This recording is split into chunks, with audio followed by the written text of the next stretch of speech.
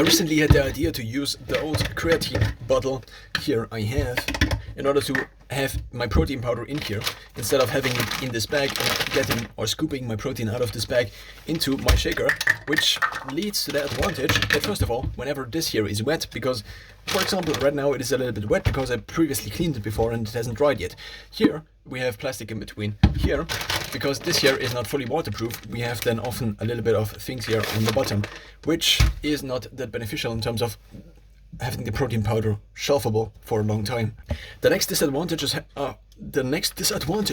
of having the protein powder in a bag and scooping it out of a bag is that you need to first of all open it, which is not that hard, but you also need to close it again. And because it's powder, and because this here is often structured like this, and you already saw that it actually wasn't closed at the same time.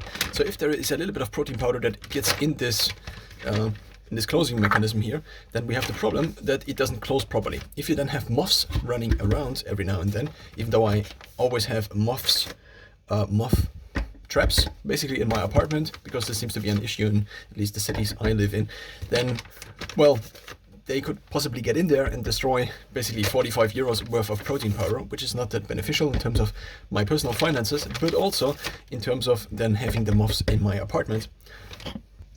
Now, I already had this happen once. Basically, I had moths in my apartment because I left my apartment for a couple of weeks, and as I come back, well, there was a moth disaster, one could say.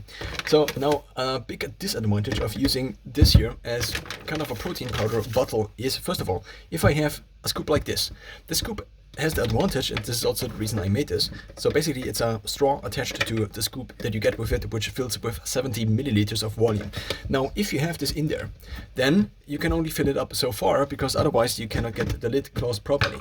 If I have the small scoop, then eventually, as this bottle empties, then I would have to get my hand in there, which also means that I have protein powder on all of my hand.